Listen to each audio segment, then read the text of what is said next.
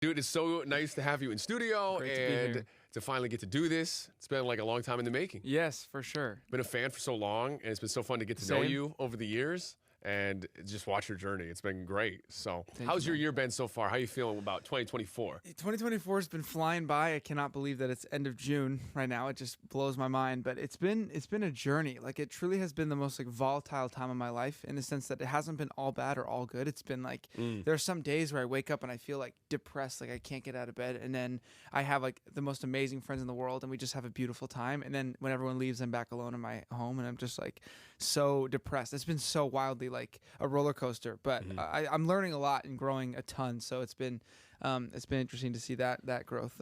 TT over here has seen it all. So TT. Shout out to TT. So, are you like a introvert or like extrovert for the most part? I am so an introvert. Like Yeah. I have pockets of being an extrovert. Like, and whenever I'm like on stage, it's funny because anyone who sees me on tour, like I'll go from being completely reserved and quiet and just in my own zone to like this whole other animal comes out. I go on stage and I'm like this crazy thing, and then I get backstage again and I'm just kind of like very mellow and to myself. So Yeah. I would say I'm mostly an introvert, even though the public probably sees extrovert.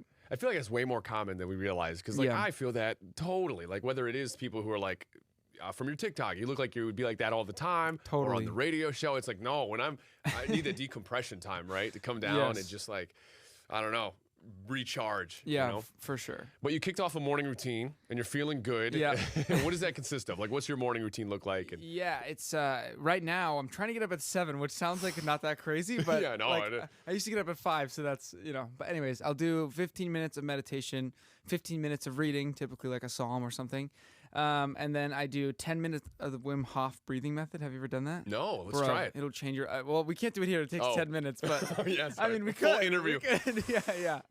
We guide people through a breathing Oh, gotcha. meditation. No, but it's basically it's 30 rounds of huge breaths, and then you exhale and hold your breath for a minute, and which seems hard, but it's actually not at all. And you literally feel like, can I say that you feel like you're high? Yeah. Like you literally feel insane, but it's completely natural. Oh, wow. And then I do 5 minutes of walking the little guy Woody, and Yeah. gratitude, out loud, just sort of pondering the things I'm grateful for. And then I do like a little journal. Have you heard of The Artist's Way? Mm-hmm. Yeah. She does that morning pages where it's Oh, just yeah. 3 pages of just like vomiting, which helps me so much. And by the end of that like 90-minute routine, I feel like Superman, bro. I'm like on a whole Wow. different level. I feel so clear, so sharp. And then any like stresses that come up throughout the day just kind of, they don't knock me over as much. So Yeah, it's a game productive changer. 90 minutes. When you Yeah. explain that, I'm like, dang, this dude's doing this for 2 hours. yeah. But that's amazing. good. I love that. And you've been on the bowl. I've been watching your stuff, man. You're over at Saddle Ranch.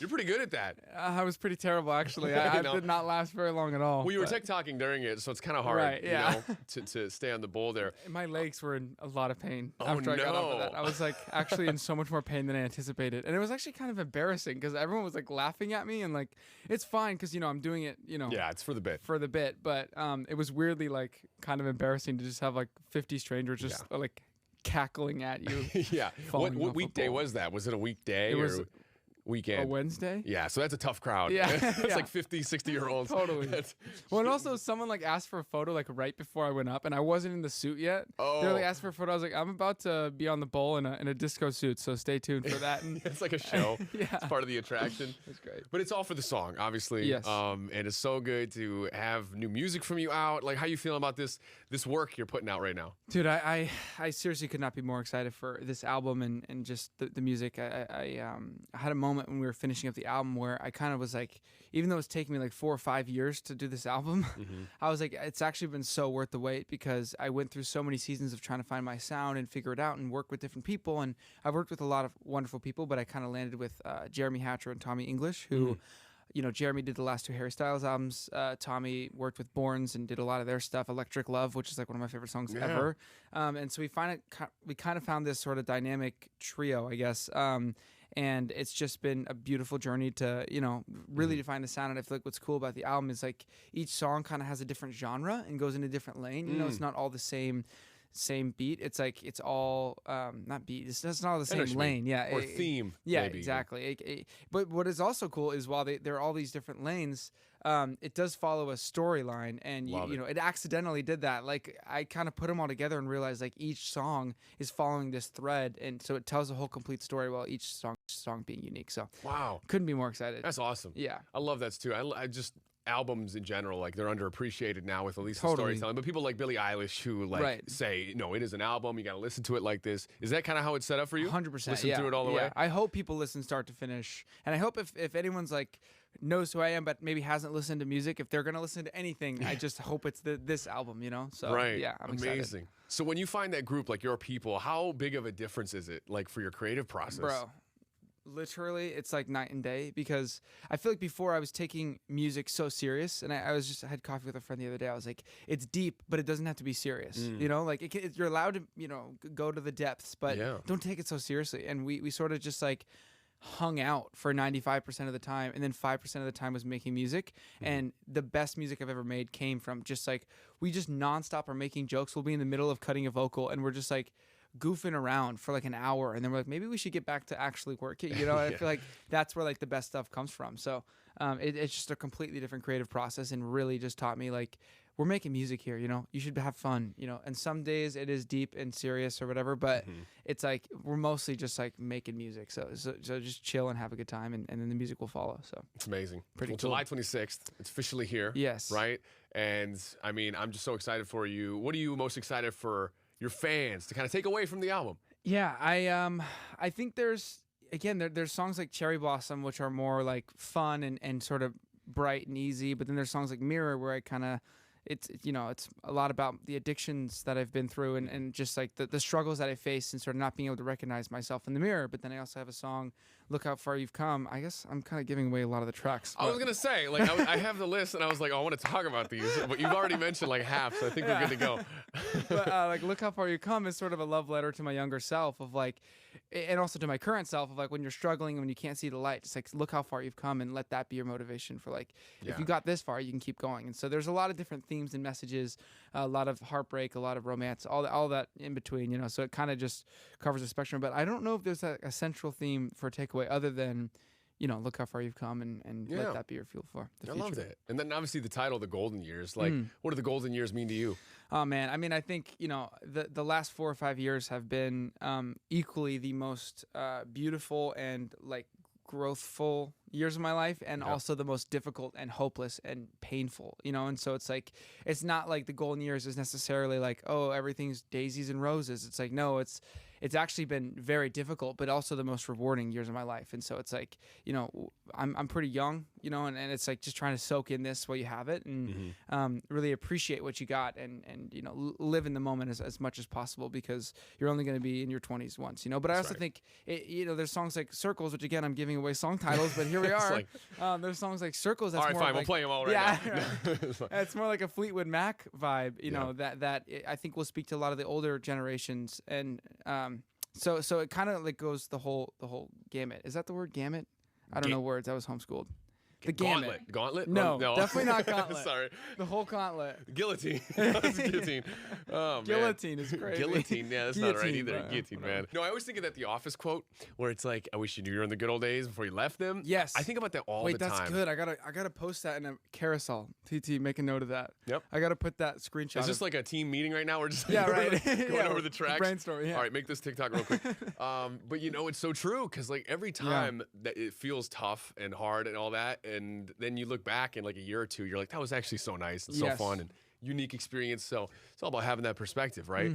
100%. Yeah. And I think we also live in like such a time of very much like go, and it's the next thing. And we're always either numbing out on social media, or we're looking for the next biggest thing. And we are always chasing, instead of just like, you know, yes, you want to pursue things and you want to grow and you want all that stuff, but also realizing like, this is the golden years. Like, this is it, you know. You're going to look back and you're 90 and be like, dang, I'd give anything to go back and be. Damn, my screen time was 8 hours a day. Dude, for real. It's like, you know, like, man. this is your life. Like, you're missing it, you know. And I think I need that reminder all the time. Let's go outside, man. Why are we doing this? Yeah. Let's go It's roll been around in great. the grass. Come on, buddy. What is the oh gosh, what was I gonna say? Something about no, I lost it. Man, I'm just all motivated now about this. Thinking of like motivational quotes and Always good to ponder those. Yeah. Always good to find. Well, since you've given so much stuff about the album out, can we talk about, you only have one feature? I have one feature, Can we talk about it? Well, let's do it. Might as well. Tell me about why this is the only feature. Well, it's funny because I wasn't sure I was going to do a feature. Like, I wasn't seeking out a feature. I just, my friend Jenna Rain, she's just the sweetest person in the whole entire world. Like, literally the purest heart I think I've ever met. She's insane. And we were just like, we should write together. And so we got together a little crew, and we weren't sure if it was for her, for me, or we were just writing a song. Because sometimes you write a song and someone else around the world gets it, you know, you don't even see it. So we were just kind of writing to see what comes out, and kind of came up with these piano chords, and then I'm writing and she started writing. We realized that there might be like a dual perspective to the song, that it's not just singular. And so we kind of started writing with that, and we were like, wait, is this like a duet? We kind of discovered it in the middle of it. And so we ended up recording the song and realizing like it's one of my favorites on the album. And again, Jen is just the best. And so it's a very special song, and our entire friend group is like obsessed with it because we have a lot of mutual friends. And so anyways, it just kind of stuck with me, and it's been with me for about a year, and then we ended up just, you know, putting it on the album. But it's so exciting, and Jen is just the best. So, That's so cool. Well, shout out to Jenna. Can't wait for everyone to Jenna hear Rain. it. Actually, technically not the only collab. Your dog is on the album too. Yes, thank you for bringing that up. Please tell me everything. Yeah, so when I was recording the piano for Mirror, Woody was sitting by my side because he knows when I'm not well, and that song's a very deep and emotional song. And so he hopped up on the bench and he was sitting next to me, and like the last chorus, I think, he shook his collar, and they were gonna take it out, like, because you can EQ it out or whatever. And I was like, no, we have to keep it in. Like, I want Woody to be a part of this. So he's credited as the collar percussionist.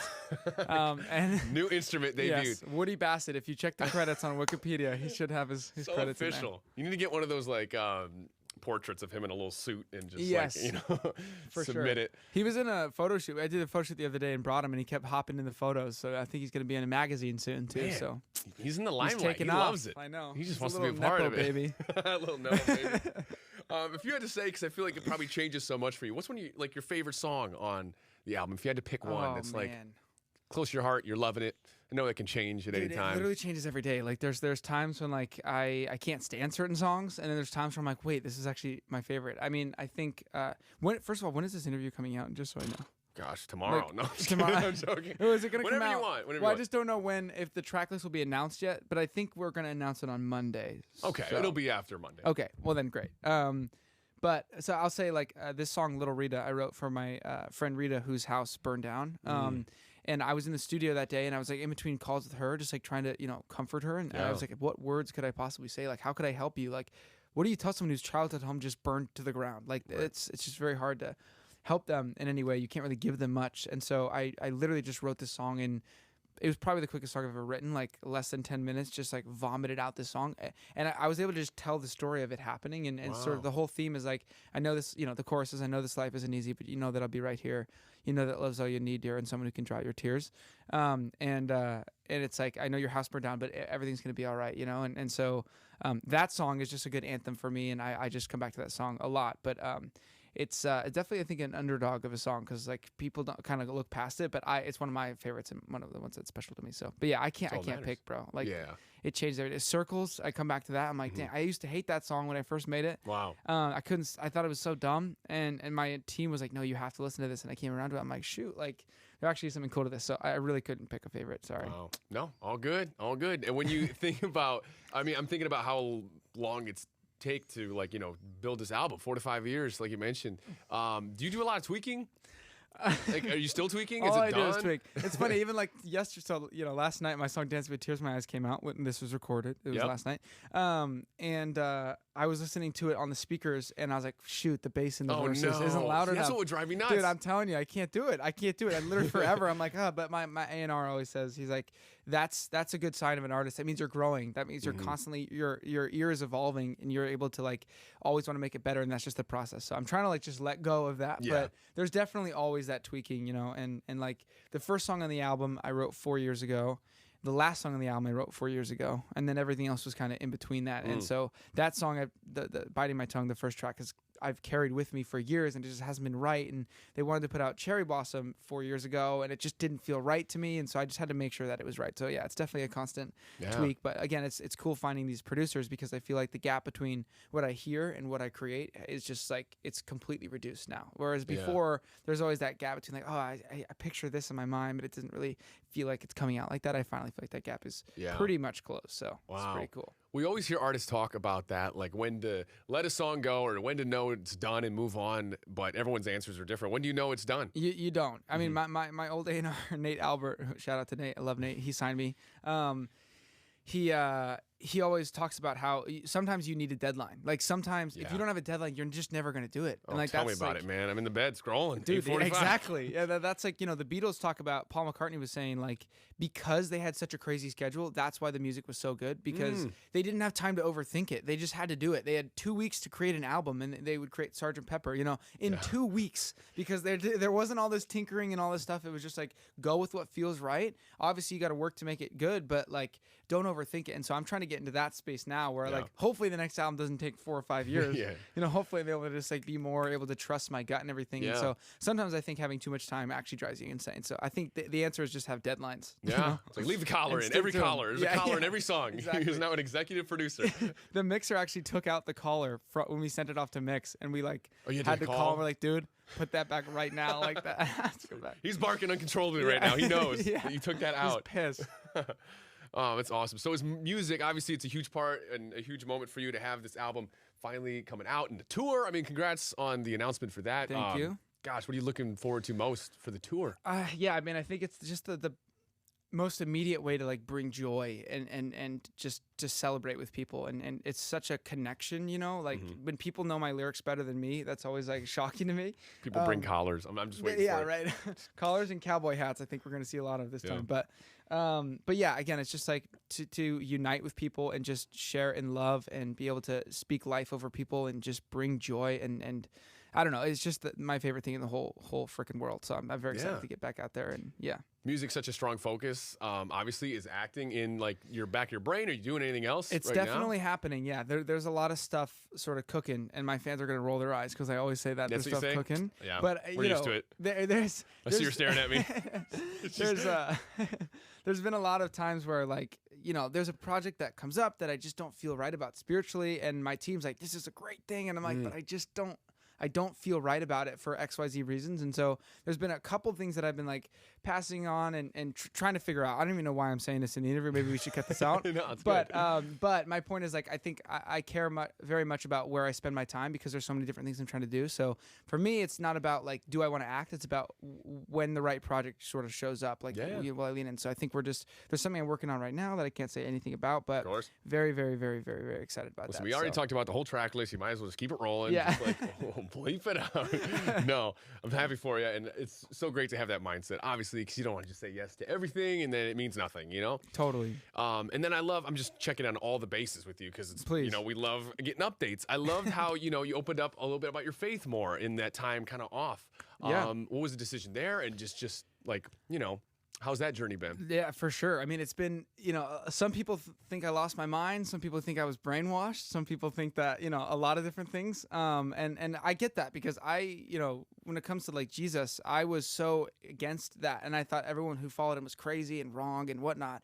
And then I had like literal personal encounters with Jesus, like insane, life-changing stuff that like the peace that I was looking for. I was reading all these books and trying to find like that answer to life and why are we here and looking for that love. And every single time I felt like I was getting progress, but I was actually reaching a dead end, and I was even more and more depressed and more addicted, and I fell into these like holes, and I just wasn't feeling that peace until I literally had the most insane encounter with Jesus ever.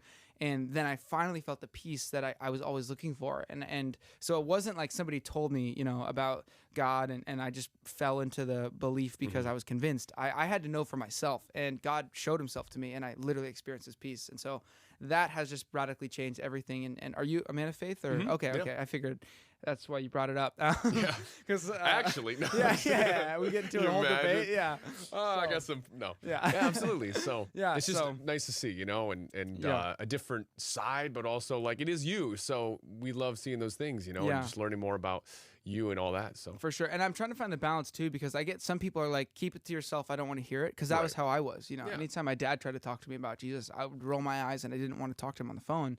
So I get that. But it's also kind of like when you find peace and happiness and you find like what you truly believe is the answer to so much, it's hard to keep that to yourself and not want to share that with people. And so I'm trying to find the balance of like sharing my faith in a way that people don't feel like is attacking them or is trying to tell them that they're wrong, but more inviting them into the love that I've experienced through God, you know? And so that's what I'm trying to navigate right now is like, how do I just love people well and you know, point to. And it's just being an example, right? Like, because people will just gravitate towards you anyways and become genuinely curious about like, well, wow, what makes you so happy, or how are you so, you know, at peace? And then you kind of get to bridge that gap, at least in your eyes. So 100%. What's your For You page look like? I'm so curious what you're scrolling and what you're being served. Dude, lately it's been like, I feel like my algorithm is like showing me videos with like 0 likes. Like I'm getting dude, what is anyone that about? else? Like, totally, me too. I'm like, that's interesting. I don't know what's going on. I feel like the algorithm every now and again they do weird stuff with that, but it's all over the place, bro. I mean, I honestly want to find out how to diversify my For You page, because I feel like there's no way to like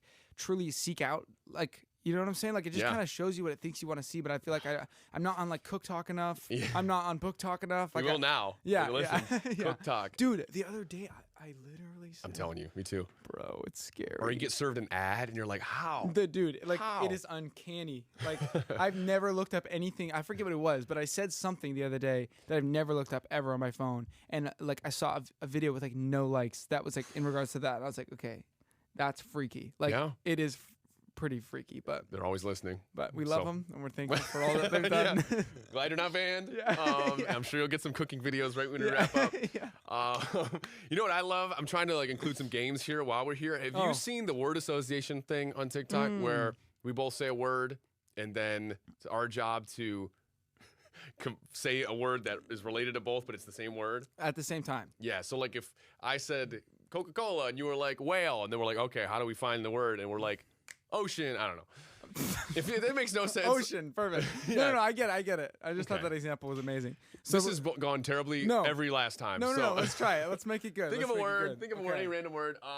Let's do, I'm ready. Okay. 3, 2, 1, volleyball. Bunny and volleyball. What would it be? What would that possibly be? Come on. Bunny. What does a bunny do? Oh, yeah. Okay, here we go. Yeah. 3, 2, 1, jump. Let's go. That's the show, everybody. How about we rhyme a word until we can't anymore? Okay. You're so funny. Throw me a word. Why don't we rhyme until we can't anymore? Yeah. Let's just start diss track rapping. Bar. Can we get a beatbox? Yeah. Bar. Mars. Far. That's terrible beatboxing. I was trying better. It's too far apart. What's like the rhythm? Should we just like... Cars. Bars. I already said bars. Oh, man. Okay, this is going so good. These games. Here we go. Here, let's get the beat. Stop. Cop. Mop. Drop. Lock. Plop. Lock? I was thinking of pop, lock, and drop it, you know? Right. Anything I missed that you want to like fill the fans in on about life or work? I guess all I would say is I hope that they know that love's the only reason that we're here, and that God loves them, and that I love them, and I hope they don't take it all too seriously, because it's easy to get carried away in the nonsense and the noise. But you know, go outside, take off your shoes, sit in the grass, get some sun. This is the worst advice ever. It's so chaotic and all over the place. Listen to Pop, Lock, and Drop It by Huey. Listen to High School Musical's Status Quo. Why not? And the album will be here July 26th. And the tour. Why not? And the tour. Album tour. The song's out now. And yeah, hope you enjoy. Some acting project that we will find out soon. Mysterious acting project. It's coming. So mysterious. Thanks, dude. It's great to see you. Thank you, bro. Thanks for stopping by the show. Thanks for having me. It's a dream to finally do this. Yes. It's only been 3 years in the making. Yeah. We did it right.